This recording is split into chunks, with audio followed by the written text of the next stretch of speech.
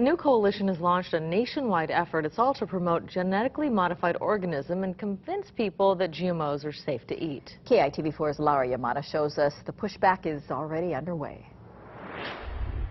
I am actually the third generation to live and work on this family farm. Fields of golden corn, families around the kitchen table.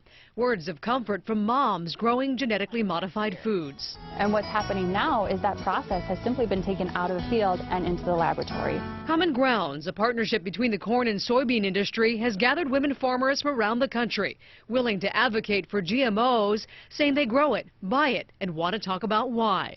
Some of the traits or the proteins that GMOs include are things like protection against certain diseases or insects, or really helping us manage weeds better on our farms. But Down to Earth CEO Mark Ferguson says it's making people sick through more pesticide use and potential side effects we don't even know about yet. What people are eating is a lot of GMO corn and soy, and so to say there's no connection, while they can say that, and there isn't the proper studies to prove one way or the other, there's definitely cause for concern. Common Ground says every GMO plant has been through the regulatory ringer. Federal agencies already plunking down $136 million in research.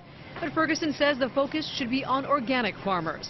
The non-GMO project certifying and labeling their produce, as he says others should, to meet the demand.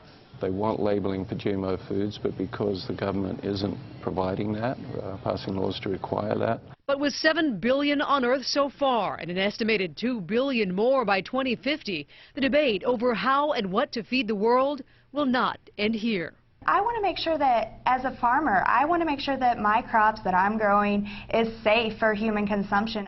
Laura Yamada, KITV4 News. Now, Ferguson says Down to Earth will require all of its GMO products sold to be labeled by 2018. And on a related note, just last week, a federal judge ruled a new law regulating the use of pesticides on GMOs was invalid. Opponents say they will appeal that ruling.